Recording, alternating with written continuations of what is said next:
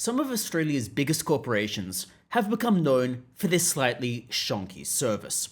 Whether it's Qantas with their inexorable delays and their flight cancellations, and their not brilliant service on board, or whether there's the banks with their incredibly long queues, the high interest rates and the high fees, and the interrogations you get when you go and ask for some cash. Not to mention all of the bank branch closures. Whichever major corporation you're looking at, the service appears to be getting a little bit worse, and many of the high performers at these corporations aren't even making bank. Maybe the executives are, but the high performing employees aren't necessarily. And it begs the question of, where is it that all of this money is going? Well, it turns out that at least part of the reason might be the companies are wasting millions of dollars on the executives' personal pet political causes. The political shenanigans that are completely out of alignment with their own employees, their own customers, and with doing what is in the best interests of the corporation itself. Not only wasting money, but actively undermining the company's prospects. And so it is, we have the voice referendum. This seems to be the gift that keeps on giving to all of the YouTubers, but it's also akin to a venereal disease that you just can't quite get rid of. And this is because the Australian Electoral Commission, or AEC, recently released details on the biggest donors to the voice referendum. And it is rather telling, because the Yes campaign got significantly more donations and spent significantly more money, potentially outnumbering the expenditure 3-1. But not only this, Australia's largest corporations appeared to donate significantly to the Yes campaign, spending millions of dollars that they should have been spending to shareholders, or spending on their employees, or spending on their customers to improve their service. Spending millions of dollars that would have had a better use, and spending it in a way that the customers, employees, and the Australian public simply didn't want. Basically, these corporations not only burnt money, they used the money in a way that harmed themselves as a corporation. So to see this, let's go through what is in the AEC referendum disclosures, and let me know your thoughts about this in the comments below. Now here we have to separate individual donors from referendum entities.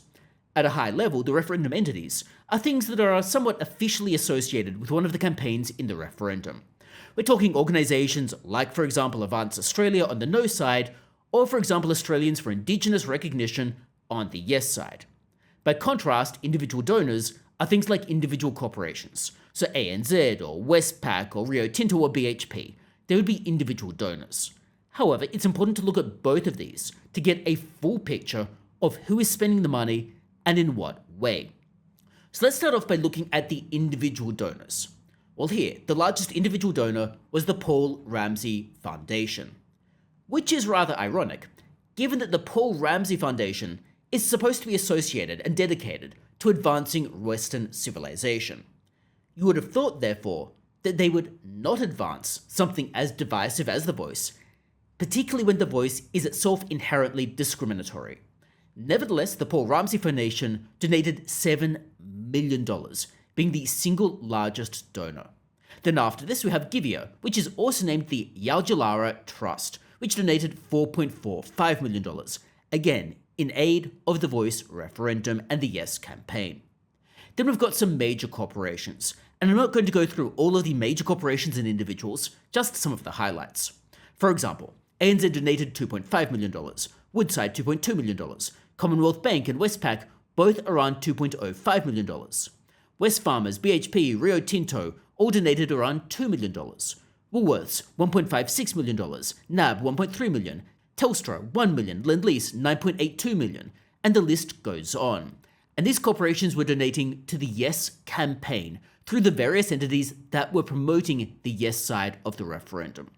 Basically, corporate money piled in toward the Yes side of the referendum, even though the referendum went down spectacularly, even though 60% of Australians voted against it, and even though it failed in every single state, suggesting that customers and employees weren't supporting the referendum.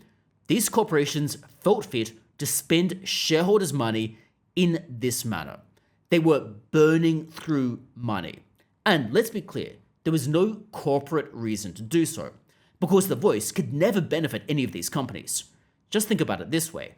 What types of proposals would The Voice come up with that could plausibly benefit Rio Tinto or BHP. Indeed, one would expect that the voice would be akin to the cultural heritage laws in Western Australia, potentially stymieing BHP and Rio Tinto's operations and tying them up in yet more litigation, which could bring about because it would have access to and funding from the federal government, thereby enabling it to do things of that nature.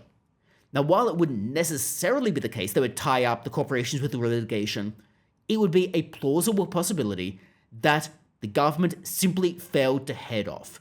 They phrased the voice in such a broad manner that would have given it such significant power to interact with and engage with the government that no other organization or individual would have had, thereby enabling it to force the government to consider its recommendations and its perspective when they would not have to consider the perspective of anyone else.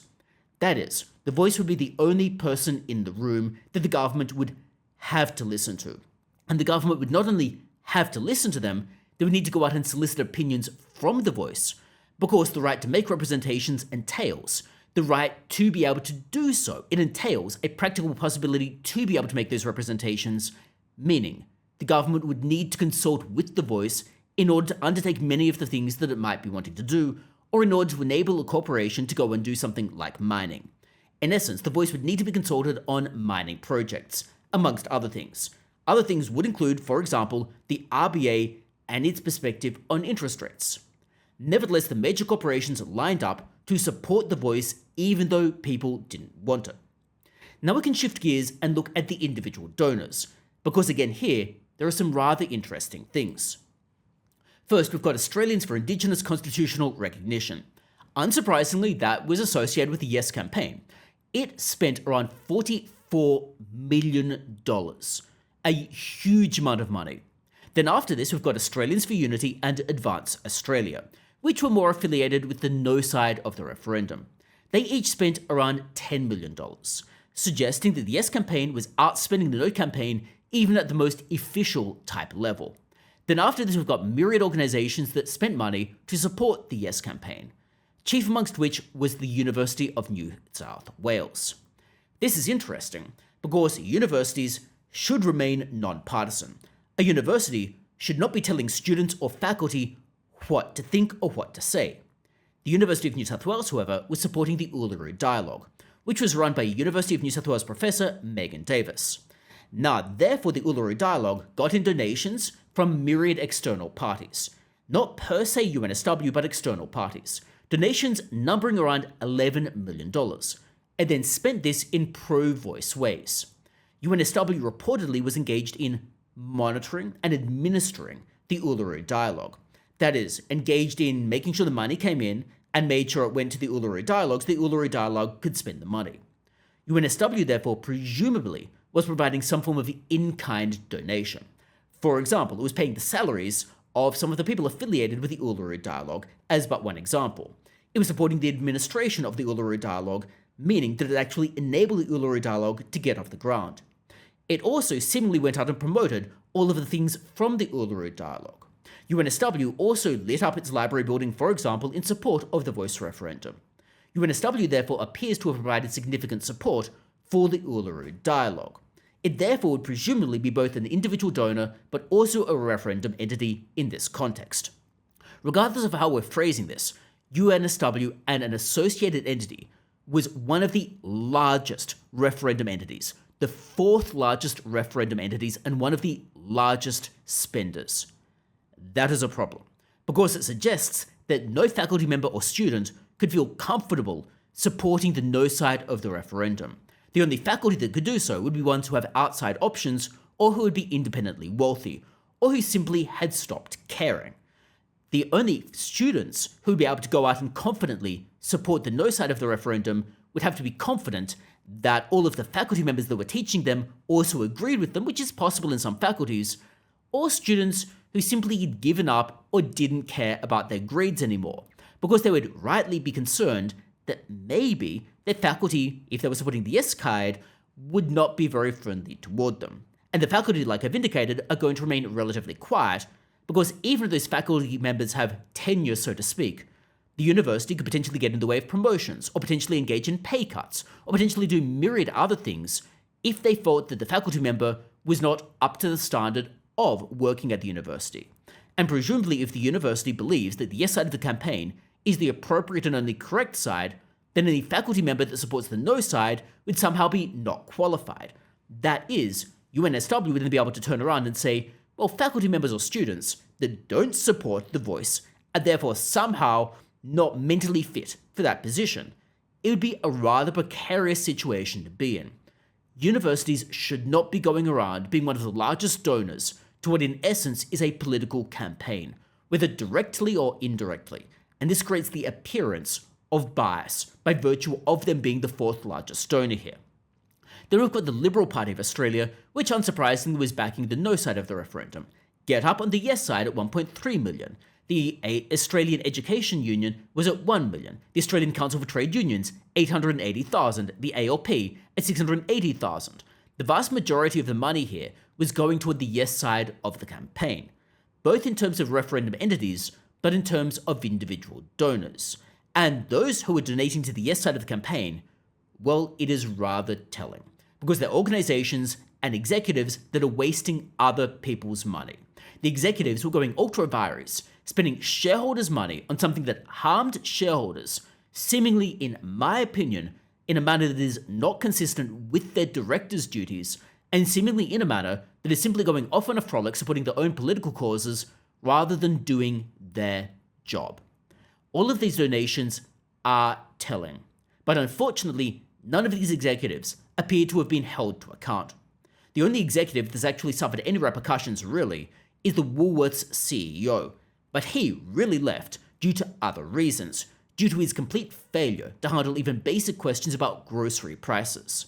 The Qantas CEO Alan Joyce has also left, but he was always destined to leave and it had nothing to do with the voice referendum, and he got a rather large payout. What all of this means, however, is that shareholders need to be voting their shares against the executives that are treating them like garbage by spending all of their money in this terrible, terrible manner. Furthermore, customers need to be cautious about shopping with a company that is going to align with their views where possible. And therefore, consumers can consider, do I really want to be shopping at some of these organizations? Sometimes you don't have a choice. The big four banks were donating toward the voice referendum, and you're kind of locked in if you actually want to engage in some banking. But with supermarkets, you can go elsewhere. And shareholders need to be voting their shares against executives that aren't acting in shareholders' best interests. But do let me know your thoughts about all of these donations and the amount of cash that has been burnt on this in the comments below. I would be interested to hear your thoughts as well.